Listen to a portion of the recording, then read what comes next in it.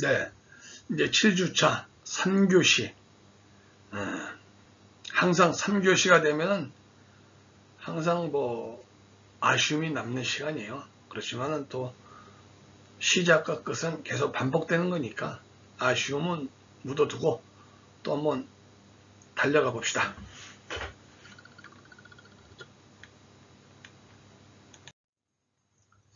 자, 이제 우리나라의 그 장애인 복지 그 핸디캡트 웰페어 딜리버리 시스템의 문제점은 무엇이냐 하는 건 문제점을 지금 생각해 보는 시간이에요.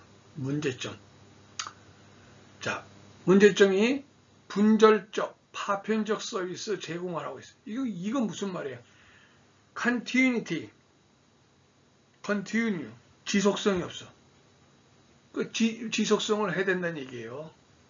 continue가 안 돼. continued가 단편적으로 딱딱 끝나요. 그러니까 이게 문제가 없다는 것을 지금 지적해 주고 있는 거고, 또 이런 복지 정보에 사각지대가 발생을 해요. 장애인 복지, 일반 사회복지, 장애인 복지 다 마찬가지로 사각지대가 발생하기 때문에 지금까지 우리가 중앙정부, 지방정부에서 시군구 읍면동에서 사회복지 파트에 일을 하는 공직자들이 마인드가 나는 사무직이에요. 이런 마인드였었을 거예요. 아니에요. 단순 사무직이 아니고 사무직 플러스 발로 뛰는 직이에요. 나가야 돼요. 현장, 필드 업무를 하는 직이에요.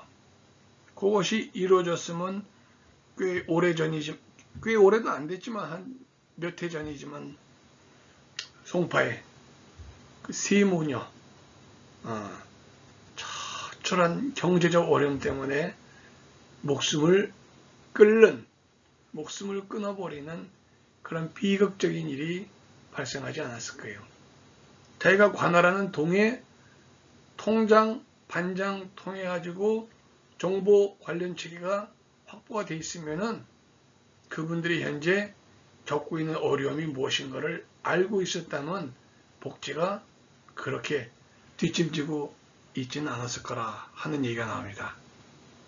그러면 또 그 얘기하면은 인원 부족 얘기합니다. 인원 부족 얘기예요. 인원. 복지. 이 인원 부족하고 핑계거리가 꼭 나와요. 그래서 중요한 것이 뭐냐면은 교수님이 이렇게 생각해요. 뭐냐면 사회복지학과에 들어와서 사회복지학을 공부하는 학생들의 마인드가, 기저가, 주춧돌을 어디에 놓여져 있느냐. 이것이 중요하다. 이걸 착안해서 교육을 심도 있게 포괄적으로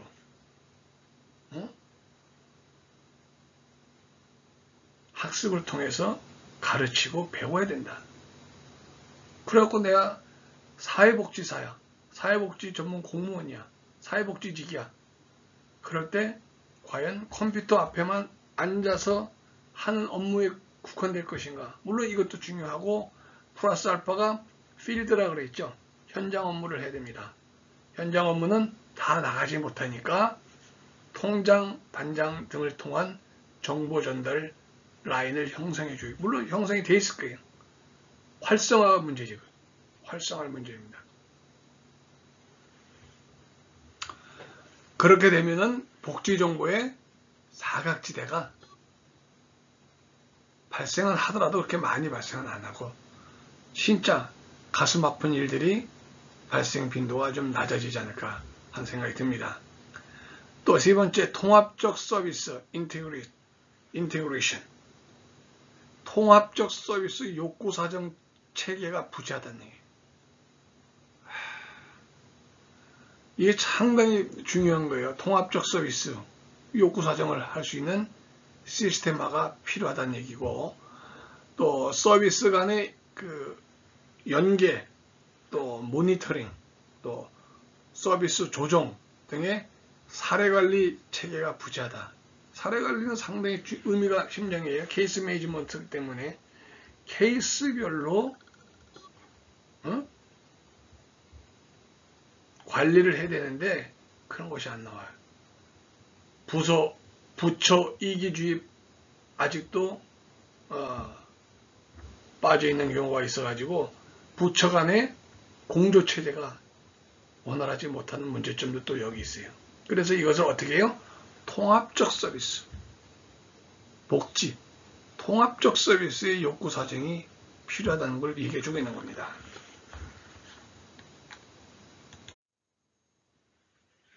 그래서 개편 방안으로 얘기한 게 뭐가 있느냐? 개편 방안으로 뭐가 있느냐 하는 얘기예요. 사회 서비스 혹은 소득 보장과 고용 서비스까지도 장애인 복지 서비스에 대한 원스톱 진입, 또 사례관리 체계로서 가칭 장애인 지원센터를 설치하는 것을 적극적으로 추진하고 있다는 거예요. 장애인 지원센터 원스톱 진입, 또 최근에 몇 년간 전체 사회복지 전달 체계의 관점에서 욕구사정 체계의 통합 및 사례관리를 핵심적인 요소로 지역복지 전달체계 개편 사업이 추진되어 왔고 일정 수준 그 기능이 구현되고 있지만은 장애인 복지 전달체계에서 발생하고 있는 문제들에 대응하기는 버겁다. 버겁다는 얘기예요. 그러니까 버거워지지 않기 위해서 준비를 더 많이 해야겠죠. 시간도 들이고 재원도 들이고 교육도 시키고 의식도 바꾸고 관련되는 업무의 전문화가 되기 위해서입니다. 지금 이 이야기하고는 직접적인 관련이 있는지 없는지는 모르겠지만 우리가 지금 정부 입장에서도 보건부, 복지부가 아니고 보건복지부로 돼 있어요. 그래서 보건복지부 장관이 복지 부분에 대해서는 전문가인데 보건 쪽에 대해서는 전문가가 아니에요. 그래서 이것을 지금 작금의 전 세계를 강타하고 있는 바이러스 코로나19 같은 걸 보더라도 주무부처가 물론 보건복지부 질병관리본부인데 장관은 사회복지 전문가예요. 보건에 대해서는 전문가가 아니에요. 물론 장관이 다 할 수는 없겠지만은 아무튼 이렇게 우리가 보건과 복지를 바라보는 시각을 좀 도수를 초점을 정확히 맞춰가지고 맞춘 안경을 쓰고 행정을 해야 되지 않겠냐 하는 점도 좀 생각해 보게 됩니다.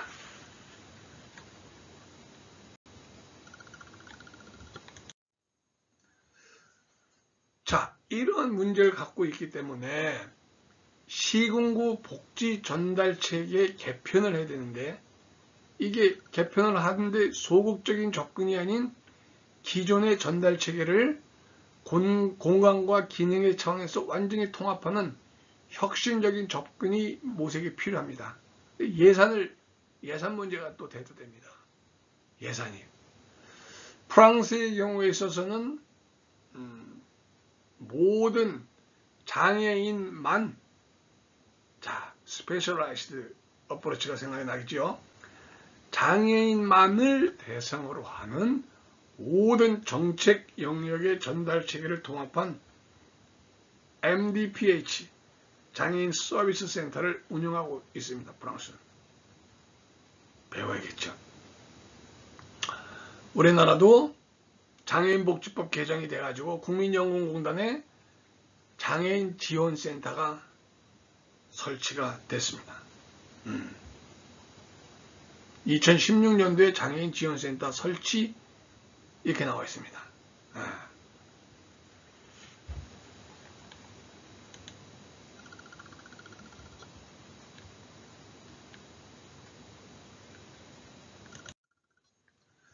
자, 통합적 장애인 복지 전달 체계가 효과적으로 구축이 되고 운영되기 위해서는 어떻게 해야 돼요? 지자체와 서비스 제공 기관과의 명확한 관계 설정이 필요합니다. 이러한 통합적 장애인 복지 서비스 전달 체계 구축을 위해서 공통적 추진 과제가 뭐냐? 서비스 모니터링 강화와 장애인의 참여가 필요합니다.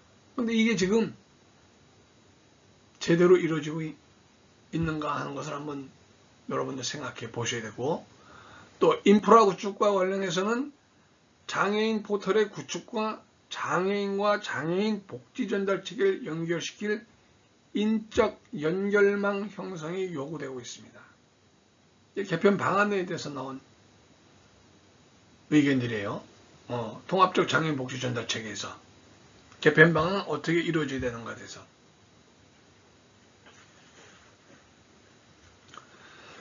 자, 전달 체계가 상당히 중요하죠. 딜리버리 시스템이니까. 왜냐면 실행을 옮겨야 되잖아요.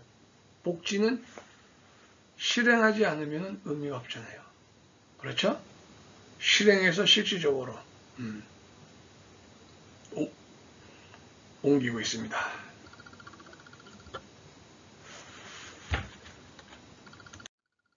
자, 우리가 이렇게 이상과 같이 7주차에도 장애인 복지 전달 체계와 문제점을 1, 2, 3교시를 통해서 살펴봤어요.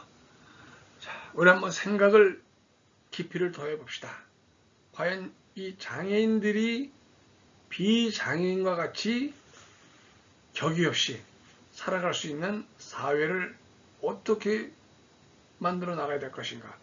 또 비장애인이 장애인에 대한 인식 개선에 따르는 의식이 어떻게 달라져야 하는가에 대해서도 사회복지 학도 여러분들은 고민을 좀 해봐야 됩니다.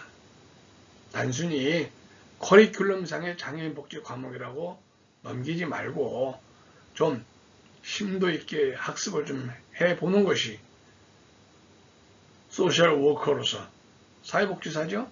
사회복지사가 응당해야 될 기본적인 소양이에요. 필드에서 얼마나 많은 장애를 가지신 분들하고 대면하게 될지 여러분 상상이나 해봤습니까? 비장애인만 만나나요? 아니죠. 장애를 갖고 있는 우리 이웃들도 같이 만나서 더불어 이 사회 구성원으로서 살아가기 때문에 이분들하고 만나서 대화 나누고 그분들의 문제를 들어주고 상담해주고 기타 등등의 사회복지, 장애인복지, 일반적인 업무 틀에서 충분히 할 수 있는 분야가 지금 무궁무진한 거예요. 그러기 위해서 여러분들은 준비된 사회복지사니까 준비된 사회복지사로서 학업에 열중하시고 기타 모든 자료를 동원해서 공부를 하시기 바랍니다. 준비된 사회복지사는 저절로 되지 않습니다. 준비된 사회복지가 저절로 되지 않듯이 여러분들의 노력 여하에 따라서 이 사회가 더 밝아질 수 있다는 그런 강한 희망과 긍지와 자부심을 갖는 우리 사회복지 학도 여러분들 되시기 바랍니다. 이렇게 해서 우리가 7주차 1, 2, 3교시 장애인 복지 핸디캡드 웰페어의 접근 방법이 뭐가 있다고 그랬어요? 첫 번째 뭐예요? 뭐냐? 바로 메인스트림드 어프로치, 주류적 접근. 주류적 접근에서 다 걸러내지 못한 사람들 특별히 들어가요. 스페셜라이즈드 어프로치. 그래서 얘기했죠.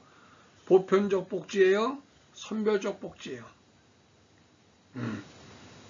7세 미만 아동들한테 아동수당. 지금 요즘 같은 경우에 이거 코로나19 사태로 인해서 4개월 분이 지원이 됐어요. 40만 원. 매월 10만 원씩 나오는데 7세 미만한테는 선별했어요?